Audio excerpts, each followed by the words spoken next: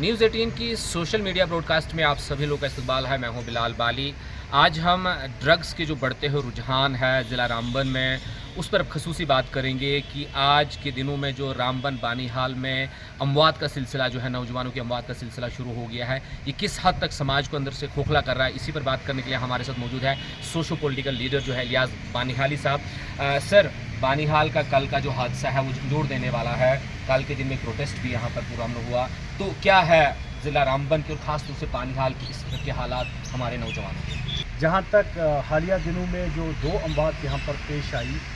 उस बदकिस्मत सानिया पे पहले तो मैं बहुत ही अफसोस का इजहार करता हूँ और साथ ही साथ में उनके लवाई कामना के साथ हमदर्दी और इस गम के मौके पर उनके साथ यकजहती का इजहार करते हुए ये कहना चाहता हूँ कि बानीहाल की एक रीत रही है कि यहाँ पर लोग कुआं तब खोदते हैं जब आग लग जाती है।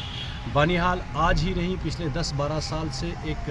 ड्रग का मरकज़ माना गया है। जब से बानीहाल में रेलवे स्टेशन का क़याम हुआ, यहाँ रेलवे कनेक्ट हो गया, ये बाहर की जो कंपनीज़ यहाँ काम करने आई, कहीं ना कहीं रुझानात बढ़ गए और पिछले 6-7 साल में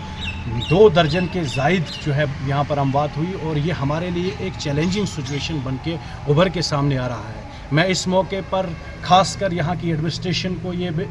कड़े अल्फाज में यहाँ से वार्न करना चाहता हूँ कि अगर आपने इस मसले को संगीनगी से और संजीदगी से डील नहीं किया तो आने वाले वक्त में आप मज़ीद बर्बादी के मनाजिर आपके सामने होंगे और मज़ीद घर जो है वो तबाह हो सकते हैं। मेरे गैर सरकारी आदाद व शुमार के हिसाब से मेरे पास जो ज़राए हैं, करीबन बानीहाल के अंदर 100 के आसपास बच्चियाँ इसमें मुलविस हो चुकी हैं। उनसे हमें कोई गिला नहीं है क्योंकि वो इस बीमारी के शिकार हो चुके हैं। शिकवा हमारा एडमिनिस्ट्रेशन से और ख़ासकर वालिदैन से है, समाज जो लापरवाह हो चुके हैं, जिन्होंने वो जो शफ़क़त मदरी और शफ़क़त पिदरी जो होता है, हमदर्दाना रवैया जो बच्चों की तरफ होता है, क्योंकि वो मटेरियलिस्टिक बन चुके हैं, मादियाती दुनिया में खो चुके हैं, अपने बच्चों की तरफ वो तवज्जो नहीं दे रहे हैं। इसलिए उनसे मेरी गुजारिश है कि वो जब आप अपने घर को साफ़ करोगे, अपने सहन को साफ़ करोगे, समाज से आप गंदगी को तभी मुमकिन हो सकता है कि आप इसको ख़त्म कर सकते हो। हमारे लिए ये ड्रग जो है एक चैलेंजिंग सिचुएशन बन के, मैं कह रहा हूँ कि जितना मिलिटेंसी थी उससे ज़्यादा खतरा बन के, मिलिटेंसी में एट ए टाइम बानीहाल में 70 लोग मुलविस नहीं हुए, ये तो उससे बड़ा एक चैलेंज हमारे लिए है। इससे समाज के साथ साथ यहाँ के सियासी, समाजी और गैर सरकारी जो एजेंसीज काम करती है, खासकर जो पुलिस एडमिनिस्ट्रेशन काम करती है, उनको नकेल कसने की ज़रूरत है ताकि ऐसे अनासिर को जो इस लानत को समाज में धकेल रहे हैं, इंजेक्ट कर रहे हैं, उसको काफिर किरदार तक पहुँचाया जा सके। तो एक सवाल यहाँ उठता है कि जैसे देखो कल के दिन में एहतजाज हुआ, उससे पहले भी 2 साल पहले जब हादसा पेश आया, एक नौजवान लड़का की मौत हुई, हमारा समाज क्यों उसी वक्त जागता है जब कोई सानिया हादसा हो चुका होता है? तो क्या हमारे शऊर के अंदर किस बेदारी को हमें लाना चाहिए ताकि हम इस जड़ को जो है, इस बीमारी को है, वहीं आंगन में ही दफन कर दें? देखिए, मैंने पहले भी जिक्र किया कि हम कुआं तब खोदते हैं जब आग लग जाती है। ये कोई कल का या परसों का मामला नहीं है। मुझे लगता है 1 दहाई से बानीहाल में ये वबा फैल चुकी है। इस वबाई बीमारी को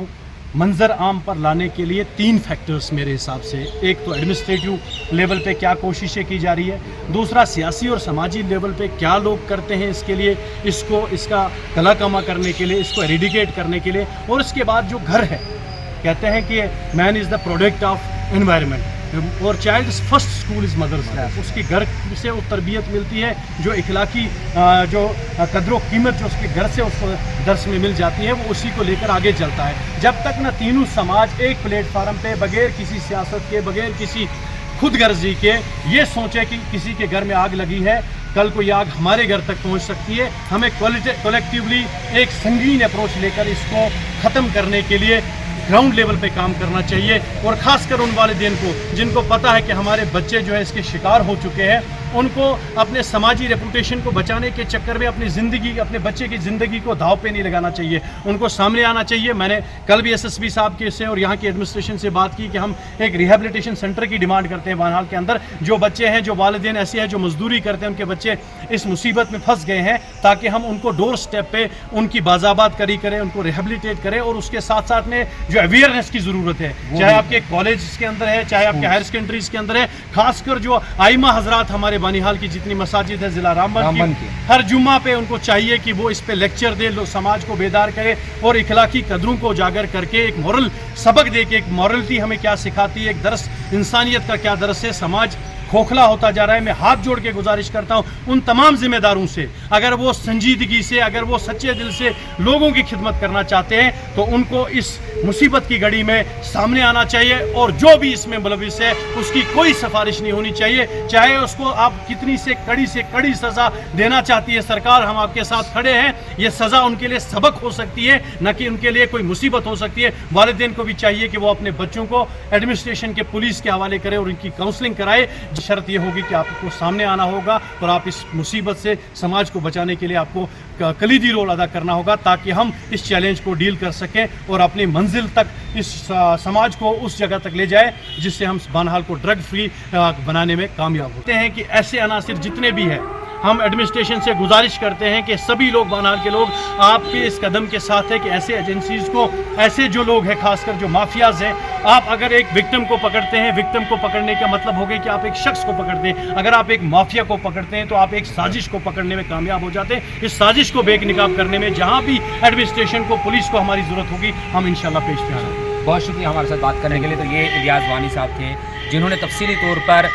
ज़िला रामबन में और ख़ास तौर से बानीहाल इलाके में नशा के बढ़ते हुए बिद्दत पर तफसीली बात की और उसको रोकने के किन तरह के इक़दाम की ज़रूरत है उस पर भी बात कर दी। इसी तरह की मज़ीद अपडेट्स के लिए आप देखते रहिए न्यूज़ 18 जम्मू कश्मीर लद्दाख हिमाचल।